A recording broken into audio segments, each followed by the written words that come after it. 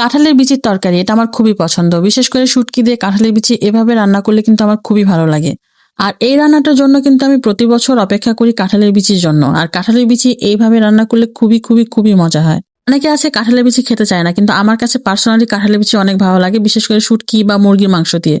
চলুন তাহলে রান্নাটা শুরু করা যাক। চুলায় কড়াই বসিয়ে দিয়ে আমি তেল দিয়েছি। তেল দেওয়ার পরে দিয়েছি পেঁয়াজ। পেঁয়াজের পরিমাণটা একটু বেশি দিয়েছি। তারপর দিয়েছি কয়েকটা রসুন। রসুনগুলো আমি গোটা গোটা দিয়েছি, কারণ রসুনগুলো খেতে কিন্তু খুবই ভালো লাগে। পেঁয়াজ আর রসুনগুলো কিছুক্ষণ নাড়াচাড়া করে যখন একটু নরম হয়ে আসবে, তখন আমি এখানে শুটকিগুলো দিয়ে দেবো। শুটকিগুলো আমি খুব সুন্দর করে ধুয়ে রেখেছি। আর আজকে আমি রান্না করব লইট্টা শুটকি। আপনারা আপনাদের পছন্দ অনুযায়ী শুটকি নিতে পারবেন।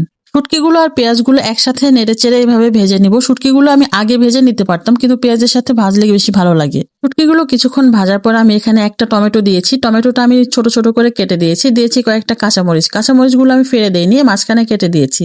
যেহেতু আমি শুটকি রান্না করছি, আর শুটকিতে এমনিতে মরিচ একটু বেশি দিতে হয়, আর আজকে রান্নায় গুঁড়া মরিচের পরিমাণটা একটু বেশি দেবো, এই জন্য আমি কাঁচামরিচগুলো এইভাবে দিয়েছি। তারপর দিয়েছি 1 চা চামচ আদা বাটা, রসুন বাটা একসাথে। তারপর দিয়ে দিব এখানে বাকি মশলাগুলো। আদা রসুনগুলো আমার ফ্রিজে ছিল, এই জন্য আমি কিছুক্ষণ ভেজে নিলাম যাতে কোনো রকম স্মেল না করে। তারপর দিয়ে দিব লাল মরিচের গুঁড়া। এখানে আমি মরিচের গুঁড়াটা একটু বেশি দিয়েছি, আপনারা আপনাদের পরিমাণ মতো দিয়ে দিবেন, তবে ঝাল ঝাল হলে বেশি ভালো লাগে খেতে। তারপর দিয়েছি হলুদের গুঁড়া আর ধনে গুঁড়া, দিয়েছি স্বাদ মতো লবণ। মশলাগুলো দেওয়া হয়ে গেলে আমি খুব সুন্দর করে এটা নেড়েচেড়ে কিছুক্ষণ কষিয়ে নেব।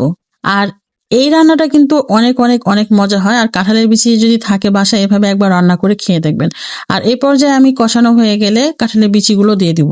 কাঁঠালের বিচিগুলো আমি আগেই কেটে ছোট ছোট করে কেটে ছিলে ধুয়ে রেখেছিলাম।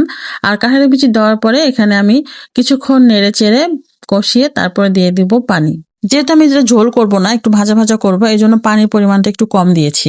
আর কাঁঠালের বিচি এমনিতেই সিদ্ধ হয়ে যায়, খুব বেশি পানি দেওয়ার প্রয়োজন নেই। অনেকে আছে কাঁঠালের বিচি খান না, বা অনেকে জানেন না কিভাবে কাঁঠালের বিচি রান্না করতে হয়। আর আমার মতো এভাবে কাঁঠালের বিচি কে কে খান অবশ্যই কমেন্ট করে জানাবেন। আর আমার পেজটা যদি ভালো লাগে অবশ্যই ফলো দিয়ে পাশে থাকবেন। আর ইউটিউবে যারা আমার ভিডিও দেখছেন অবশ্যই আমার ইউটিউব চ্যানেলে সাবস্ক্রাইব করে রাখবেন। এই পর্যায়ে আমি ঢাকনাটা উঠিয়ে একদম যখন এরকম মাখো মাখো হয়ে যাবে, তেলটা উপরে উঠে আসবে, সেই পর্যায়ে কিন্তু আমি নামিয়ে ফেলবো। আর এই রান্নাটা কিন্তু খুব বেশি সময় লাগে না, আবার হচ্ছে খুব বেশি ঝামেলাও নাই। শুধু একটাই ঝামেলা, সেটা হচ্ছে কাঁঠালের বিচিগুলো ছিলতে একটু সময় লাগে, কিন্তু খেতে কিন্তু অনেক মজা। এই তরকারিটা থাকলে ভাতের সাথে আর অন্য কোনো কিছুর প্রয়োজন নাই আমি মনে করি। আর এই যে রসুনগুলো যেগুলো গোটা গোটা দিয়েছি, এটা কিন্তু খেতে খুব ভালো লাগে। আপনারা যে কোনো শুটকি দিয়ে রান্না করতে পারেন, আর এই রান্নাটা অনেক মজা হয়।